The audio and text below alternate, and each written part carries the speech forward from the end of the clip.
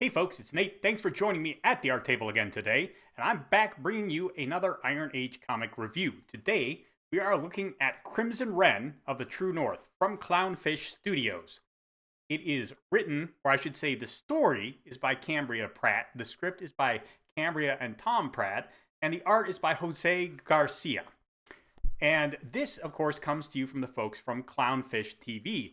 Cambria and Tom are more accurately or commonly known as Geeky Sparkles and Neon, and they are the hosts on that channel. They have put this out kind of as a prequel to their own webcomic, which is called Shadowbinders. And if you look on this channel, I already did a review of those books, but I was interested in this because this is the first thing that they've written in a while. Shadowbinders was all old stuff, and I'm always interested to see how people's style of writing evolves over time.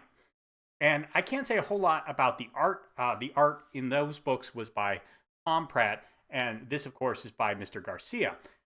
And I can't, of course, comment a whole lot on the evolution there, but it is interesting to see these characters with a different art direction. I have a lot to say about the connection between this book and Shadowbinders, but I'm going to save most of it for the end of my review. So let's get into the general examination of this. And I have a lot of things that I can say without digging too deep into spoilers. So my critique section of this review is going to be pretty short. But physically, this is a really nice item. I know that the Clownfish people had a lot of trouble with their printer while they were working on this book. And I was worried that the quality of the actual book may not be up to the same level as the Shadowbinder books, which are really very nice. I shouldn't have worried. This is a nice book. You can see, if you just look at it, that there is kind of a nice gloss finish on this, the logo and Wren himself, and the title here. But the rest of it, which is kind of a map of Bellatir, their fantasy world, is kind of nice and matte. And in the background, man, this is a really great book. It feels great in the hand. It's a nice size. It is not, that full trade paperback size. Instead, it's a really convenient size to carry around with you in your, in your bag on your way to work, with a notepad or something like that. I know that there is a lot of value in those big trade paperback sized books, especially for highly detailed art. But for something like this, which has a fairly pleasing but simple art style, a book of this size is perfect, and I just really like the look and feel of this book. The interior pages are of great quality. Not to harp on something, but I'm always talking about the paper quality in these books because I think it's really important. It does affect my enjoyment. There is a nice kind of satiny finish here. It has a little bit of shine to it, but it is not so glossy that it will cast glare even if you have the book flat in front of you, which can really impact your reading experience and make it hard to appreciate a really beautiful page of art. It's very thick, probably almost right up there with magazine stock. I have some independent comic books that are a little bit thicker than this, but this is, it feels really good. It's going to hold up to repeated readings. And this is an all-ages book, so if you were to give this to a 7 or 8-year-old who is learning to read and let them read through it, they're not going to do any serious mischief to this book, which I think is an important thing to consider as well. Because again, it is an all-ages book. It is meant for people of probably a third grade reading level or up, and I think that it will hold up to the kind of punishment young hands can give to a book of this type. I think kids reading this are going to get pretty excited. They may drop it. They may, throw it in their backpack and take it to school with them so they can read it when they're supposed to be working on something in the classroom, which you shouldn't do, kids. Don't do that. But still, they're going to do all kinds of crazy stuff with it. It's going to be in the bottom of their book bag when they throw it down on the bus or something like that. And this is going to stand up to that. So I think that's really important, and it is praiseworthy that this product is so nice and so sturdy and likely to stand up to the kind of punishment it's going to get. Let's talk about Garcia's art. It is a very good fit for the kind of story we have here. This is an all-ages story. It has very simple and appealing art. It is very bright in most cases. A typical page looks something like this. It has pretty good composition and paneling. The colors make it very easy to pick things out. Details are not always backgrounds, excuse me, are not always highly detailed. Like on this page here, you can see the biggest panel has effectively no background, but the framing and the construction and these elements make it very easy to read and understand what's going on each page. I'm not a big fan of the more pastel shading and coloring. Maybe that's just because I'm a guy. We don't see as many colors as women do. So the pastel shading maybe just looks a little muted to me. And, I do work in a commercial print shop, so I'm used to looking at colors. But this is just maybe not exactly my palette. There are some other pages where there are some brighter primary colors.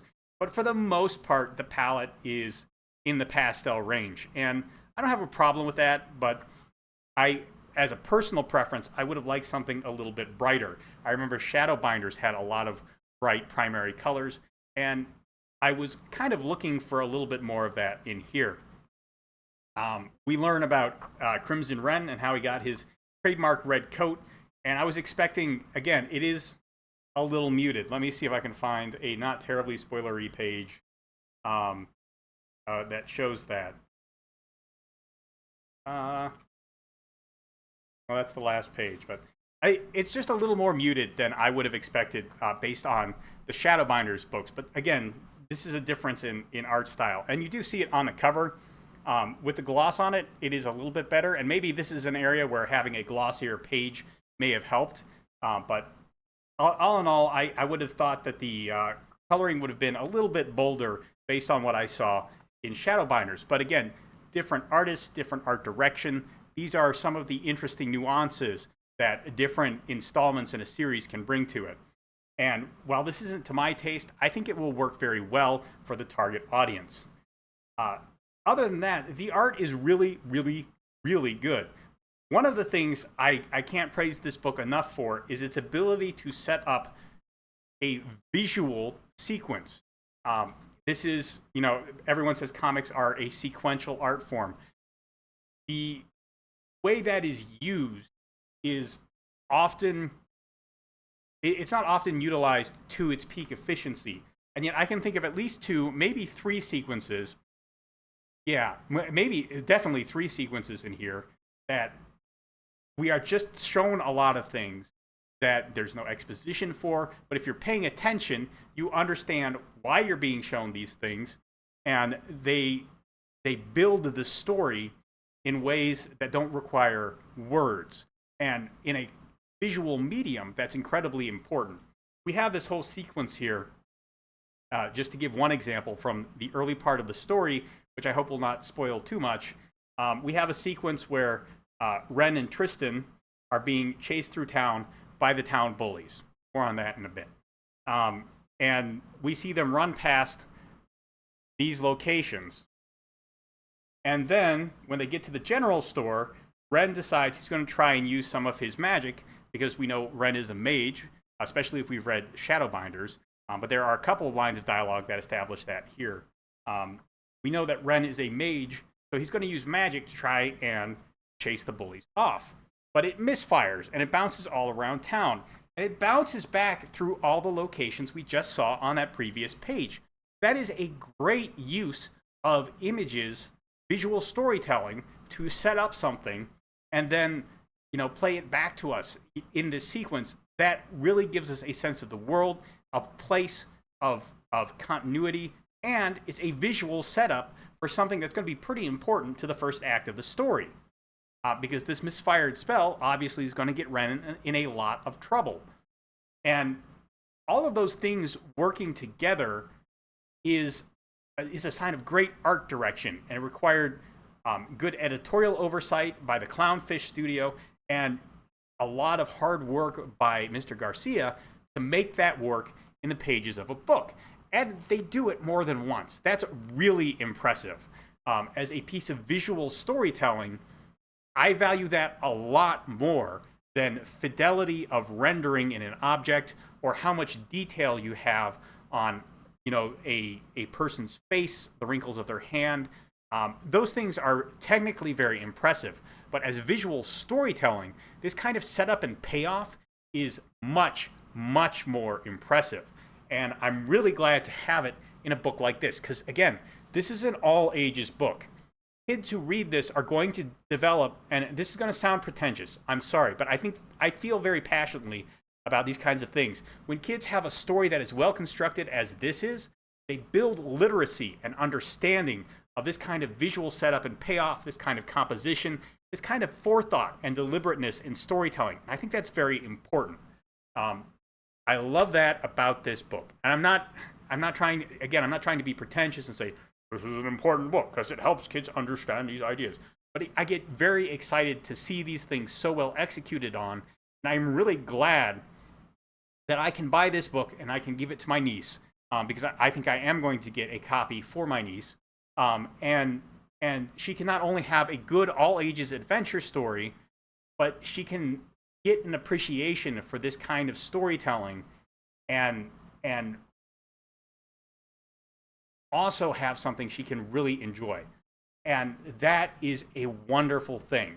I'm probably going to gush a lot about this book, and maybe some of that is just biased by how glad I am to have something like this that so effectively blends so many storytelling techniques. Speaking of which, I think it's time to talk about the story without spoiling anything. And of course, I will have a few more things to say after the spoiler alert. But right now, I want to start by praising the variety and well-executed nature of the characters in this book. We begin with Ren and Tristan. And Tristan is kind of the geeky kid, and Ren is the troublemaker. And right away, we have two very recognizable archetypes of characters that all kids are going to know. Ren is an orphan. His parents are not around anymore. He lives with Tristan's family, the Barretts. He gets Tristan into a lot of trouble, as you know, those kind of rogue kids tend to do in stories. And there's a great dynamic between all of the characters in play. Not just between Ren and Tristan, but also between Ren and the Barretts, Mr. and Mrs. Barrett, and between Tristan and his parents, and between Tristan Wren and Tristan's sister Angel. And there are so many different kinds of characters in this story. It is so refreshing. There are bullies, and I have to say that the town bullies are probably one of the weaker parts of the story. They're not in here very long. They just serve as an early antagonistic force to Ren and Tristan. I'm sure that the Settons, which are, you know, the lead bully's family, typical wealthy rich kid who, you know, has the run of the town and nobody wants to stand up to him because his dad is the big man in town. We've seen all that before. It's not terribly groundbreaking, but it serves as a contrast. And everything in this story, the character-wise, is a set of contrasts. The characters are all so different. There is no universal layer of quips in dialogue, for example. Not everyone is sarcastic and kind of detached from their situation. They're not all nihilistic. There are a lot of different ways of speaking. There are a lot of different outlooks on life. There are a lot of different relationship dynamics on display in this book. And, you know, one thing I really love about this book is there are a plethora of Chad characters in here. This is Mr. Barrett, Tristan's dad. He is a mechanic. He works with his hands. We get all of that established pretty well in a single breakout shot of the character. We see him cleaning grease off his hands. We see that he is ripped, not necessarily shredded, but incredibly big and muscular. He has a sense of deliberate purposefulness to him. He doesn't speak very much at first, but he is not afraid to say what he thinks needs to be said. He's actually pretty eloquent for a mechanic / blacksmith kind of character, and he's not afraid to lay down the law. Look at that! Look at that! What an imposing figure. Now he's not an overbearing dad. He's tough. but he has a tough life, and we see that very well in his interactions. He loves his family. He's very tender with his wife. He can be tender with his kids, but when he needs to be, of course, he can be tough with them. Mrs. Barrett is a very feminine woman. She's very caring, but she can be, she can be tough with the kids too. In fact, that's the first thing we see about her. We see her giving one of these "Where have you kids been?" moments. A great set of characters, a lot of contrast in them. Man, I love the cast of characters in this. And we also see Alex, who is kind of a I don't know if well, gypsy is definitely not the right word, but she is the daughter of a tavern owner. She is very charismatic. She is very personable. She is kind of a foil to the very abrasive Ren and the kind of awkward Tristan. And she's also an interesting foil to Tristan's sister, Angel, who is kind of bratty, not in an off-putting way, but in the way you would expect a girl of about 7 or 8 to be, very confident of her place in the world, probably very used to being a little bit spoiled by her parents because she's the younger and she's a girl, and you know how that is. All of the characters in here are very recognizable. They are great. They are fun. They have different kinds of dialogue based on the kind of person they are. And that's before we even get into some of the later characters. There are sky pirates in this. Sky pirates are awesome. And we have at least 3 of them. And there's actually a whole crew of them. We really only see 3 or 4, I think, in the bar in here. There's a bouncer that is hilarious in the way he acts, because he's just so stone-faced and serious all the time. There is Victor York. Oh my gosh, Victor York. Not to spoil things too much, but he just appears in the middle of a panel, and the first thing he does is he fist fights 3 sky pirates. That is amazing. Who does this guy think he is? Indiana Jones? Othar Tryggvason? I mean, I was already sold on the cast of this book. And then halfway through, they throw Victor in. And I'm like, guys, you got to save something for volume 2, okay? Okay. Oh. If they cram this many great characters into the first volume of the book, what do they got in the second one? You got to ask yourself that. And there are, there's a lot of potential here. And we see a fair amount of it realized. That's the important thing. Clownfish Studios does not just set up a great story. They pay off some things, just enough to tell you, yeah, when Cambria put this story together, she knew what she was doing. When Cambria and Tom scripted it out, they really took a lot of care and time and effort and put it into this book. They're not just people that have critiqued pop culture online for years. They have also worked in creating comics. And you see, not just, independently, but with editorial teams and for Disney.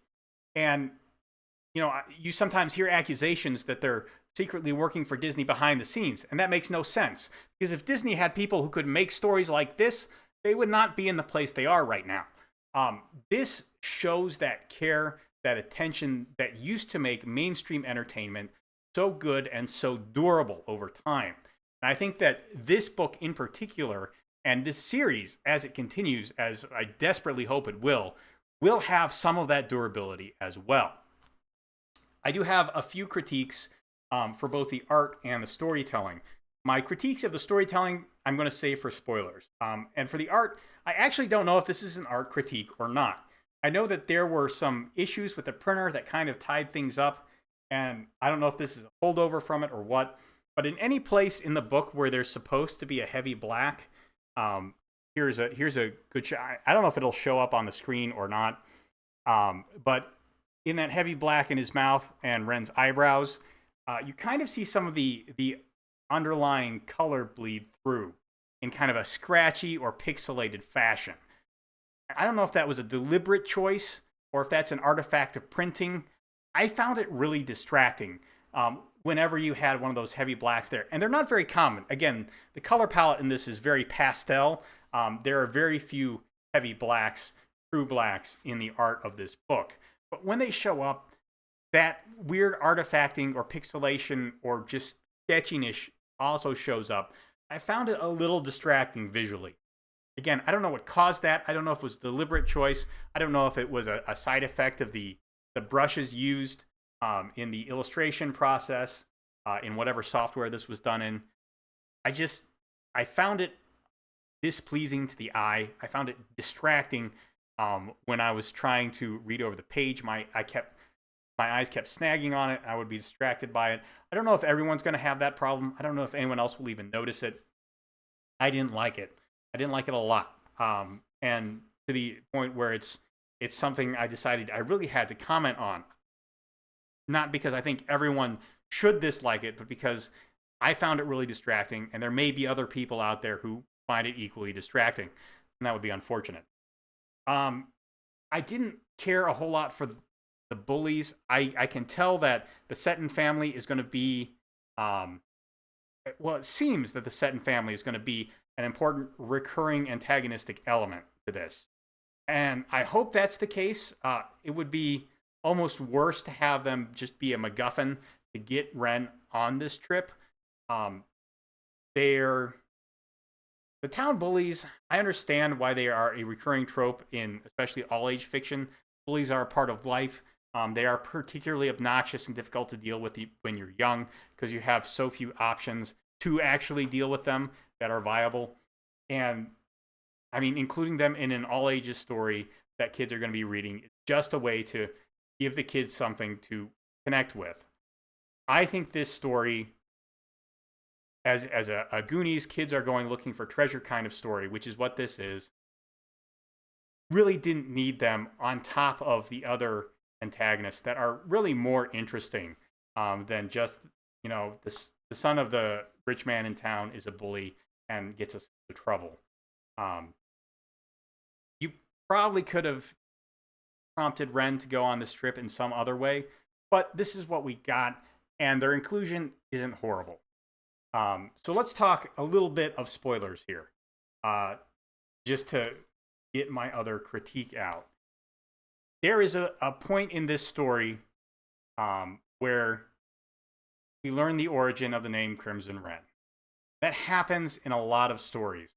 I personally don't find those very compelling. I find they kind of take away a little bit of the mystery and power of that kind of cool name. In this case, we find out that Ren has an unfortunate tendency to turn things weird colors with his magic, sometimes deliberately, sometimes less so. He accidentally turns his coat red, and then Angel, Tristan's sister, calls him Crimson Wren to a bunch of sky pirates, and his reputation spreads. And that's kind of a cute idea, and it shows how fast gossip travels in the world and how reputations can kind of balloon uncontrollably and unpredictably. I don't know. I just didn't find it a particularly compelling origin for the name, and I kind of preferred him just being Crimson Wren, Shadowbinders. But I don't think it does a whole lot to undo the impact of this story. And I mean, it is a cool moment when Ren fights off these pirates, and it shows that he is a powerful mage, and that is a big part of his reputation after that. I don't know. I guess I've seen so many of these moments in other media. They can come off as a little trite. I don't know if other people are going to have that reaction to it or not. If not, that's fine. And it can be cool to know the origins of all the little bits and pieces. That is certainly something that has sold a lot of nonfiction books that are people trying to learn all the things they can about the things they love. But all in all, not the greatest element in the story. I kind of rolled my eyes at it, like, okay, so here we are. We have the name of the origin of the name Crimson Wren. It doesn't detract from an excellent story on all other counts. And if you only have one or two moments that make you roll your eyes in the course of 100 pages or more of story, I think that's pretty good. I enjoyed this book an awful lot. I recommend it to anyone who enjoys fantasy stories. If you have young people in your life and you're looking for a good fantasy comic to get them, something that's ongoing, something that has a broad, truly, in the truest sense of the word, diverse cast of characters of many different types and attitudes and outlooks, and ways of dealing with problems. I highly recommend this. If you are looking for a story that shows a lot of different types of characters in a good light, we have Tristan, the geeky kid. We have the mischief maker in Ren. We have kind of entitled bratty kid. We have gentleman adventurer. We have all these different kinds of characters in here doing cool things as is appropriate to their place and age and role in life. And I think that there is a knack for storytelling that has been lost in a rush for a superficial kind of variety. Whereas in Crimson Wren of the True North, we get a variety of different kinds of people trying to do different kinds of things, all, well, most with good intentions, and largely setting good role models for people to see and appreciate. And I really like that about this story as well. And yeah, I can't recommend this book enough. If you want a good story for young people, if you enjoy good visual storytelling, there is a lot to learn in this book as well. So pick it up, give it a read. Even if you don't think you'll ever want to come back to it again, give it to, an 8 to 10-year-old. I'm sure they'll love it. I intend to hang on to this, and I've also been inspired to go back and reread Shadowbinders, because I know I've met most of these characters already, but I'm a little vague on the details, and I am kind of interested to get back to that. I also think this book does a good job of setting up the story of Bellatir, their fantasy world. We get, I think, some lore. Like, the Shadowbinders has a lot of talk about factions and kind of like maybe a little bit of political maneuvering and tensions between great nations. This is about searching for the last airship built by the man who invented the airship, and we get some old wives' tales or some fanciful stories about things that have happened that surround that. And that is, I mean, it's great to have the political tensions and seesawing between nations and armies marching to war. But the folklore, the history, the weird quirks of people who did significant things in the world, I find that a lot more fascinating personally. I was glad to see some of that in here. I know that the Clownfish Studios team is working with an RPG developer to make a role-playing game. It's supposed to be, I think, a generic system, but they are going to have a lot of stuff that will let you play in Bellatir.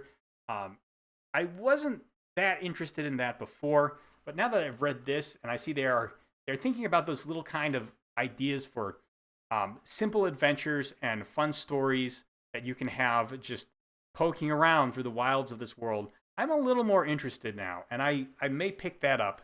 And, I've talked a little bit of gaming on this channel. I may have some thoughts on that as well.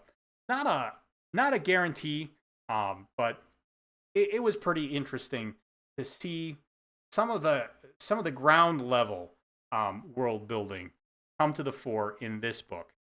All in all, a lot of fun. I recommend checking it out. Again, I know I've said that 4 or 5 times in the last few minutes, but consider that how strong my endorsement is. I just had a blast with this book, and it has very few weak points, and they are very minor weak points as well. So, well worth the ticket price. And yeah, great work, Cambria. Great work, Tom. Great work, Mr. Garcia. It all came together very well, and I certainly enjoyed it. Now, as I've been mentioning in the end of my other videos, There is currently a crowdfunder for Anvil Magazine, which is a magazine with a bunch of stories in it. It's got 3 comic projects, I think 11 short stories in volume 2. One of them is by yours truly. I would love it if you would give that a look and possibly find some other stories you can enjoy there. And in the meantime, I will let you all go. Let me know what you think of Crimson Wren and the True North down in the comments below. There's a like button and a subscribe button down there. You can use those as you see fit, and I'll talk to you later.